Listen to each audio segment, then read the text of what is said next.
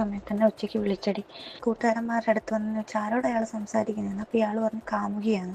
അപ്പോൾ കൂട്ടുകാരന്മാർ ചോദിച്ചു ഏതാ മസായ ബിൽഡിങ്ങിലെ പെണ്ണാണോ അതോ ബസ്സിലെ പെണ്ണാണോ എന്ന്. ഞാൻ നല്ലപോലെ കേട്ട് കഴിഞ്ഞിട്ട് ഞാൻ ചോദിച്ചു എന്താ അവന്മാരങ്ങനെ പറഞ്ഞു. ഇതിൻ്റെ പേര് പറഞ്ഞ് ഇന്ന് നല്ലപോലെ കള്ളു കുടിച്ചിട്ട് എന്നെ ഒരുപാട് ഉപദ്രവിച്ചടി. പ്ലേറ്റ് എടുത്ത് എൻ്റെ തലയിലടിച്ച്. പ്ലേറ്റ് മറ്റേ അളിങ്ങിൻ്റെ പ്ലേറ്റ് ആയിരുന്നു, അത് 4 കഷ്ണമായി. എന്നിട്ട് എൻ്റെ പെടലിക്കും കൊങ്ങയ്ക്കലൂടെ കുത്തിപ്പിടിച്ച് പെടലി മൊത്തം ചുമന്ന. അയാളതൊക്കെ തന്നെ, അയാൾക്ക് ഒരു മാറ്റവും ഇനി വരാനും പോകുന്നില്ല. ചാൻസ് കൊടുക്കേണ്ടവർ ഇങ്ങനെ ചാൻസ് കൊടുത്തോണ്ടേയിരിക്കും. ഒരുപാട് എന്നെ ഉപദ്രവിച്ചിട്ടുണ്ടെങ്കിൽ എൻ്റെ കൈ, കാല്, തൊടഭാഗം ഒക്കെ മുറിഞ്ഞ്. അതിന് പ്രാന്താണ്, സൈക്കോ. അതുകൊണ്ടാണ് ഞാൻ പറഞ്ഞു. ഞങ്ങളുടെ അമ്മ എൻ്റെ അടുത്ത്, ഞാൻ അമ്മയെ ഫോൺ വിളിച്ച് കഴിഞ്ഞപ്പോൾ അമ്മ പറഞ്ഞു നീ ഒരു കാര്യം ചെയ്ത് നീ ആ ജോലിക്ക് പോകും. അമ്മ പറഞ്ഞു നീ ഇനി നിൽക്കണ്ട, നിന്നെ അവൻ അടിച്ചു കൊല്ലും. എനിക്ക് വയ്യ, എത്രയെന്ന് പറഞ്ഞാൽ ഞാൻ സഹിക്കുന്നത്. ഒരു പരിധിയില്ലേ മനുഷ്യൻ അടികൊള്ളുന്നതിന്. ഒരു ശകലം ഞാൻ ഇനി ഇവിടെ പിടിച്ചിരിക്കത്തില്ല.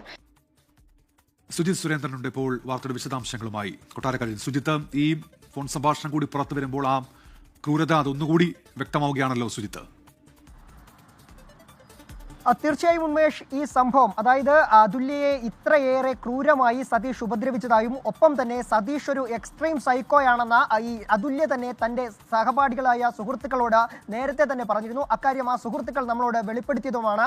ഇതിനു പിന്നാലെയാണ് ഇപ്പോൾ സഹോദരിക്ക് അയച്ച സന്ദേശത്തിലും ഇക്കാര്യങ്ങൾ ഈ അതുല്യ ആവർത്തിച്ച് പറയുന്നതായുള്ളത്. അതുമാത്രമല്ല താൻ മടുത്തു, ഇനി ഒരു ശകലം പോലും പിടിച്ചു നിൽക്കാനാകില്ല എന്നും അതുല്യ ആ സന്ദേശത്തിൽ പറയുന്നുണ്ട്.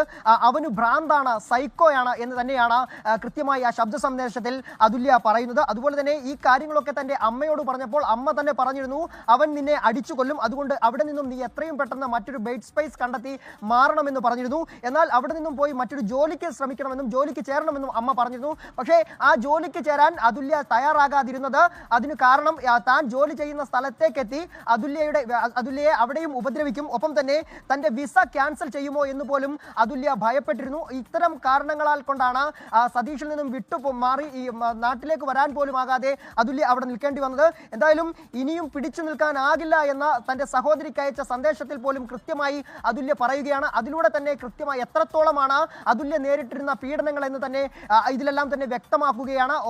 ഇതിനോടൊപ്പം തന്നെ സതീഷ് നിരത്തിയ വാദങ്ങളൊക്കെ തന്നെ, അതായത് തന്റെ അതുല്യയെ താൻ ഉപദ്രവിച്ചിരുന്ന, അങ്ങനെ എല്ലാ ദിവസവും ഉപദ്രവിച്ചിരുന്നില്ല എന്നൊക്കെ പറയുമ്പോൾ പോലും ആ വാദങ്ങളൊക്കെ തന്നെ പൊളിക്കുന്ന രീതിയിലുള്ള ശബ്ദ സന്ദേശങ്ങളിലൂടെയാണ് അതുല്യയുടെ ആ ശബ്ദ സന്ദേശങ്ങളിൽ ഇപ്പോൾ വെളിപ്പെടുത്തുന്നത്. മറ്റൊന്ന് പ്രധാനപ്പെട്ട കാര്യം, ഈ തന്റെ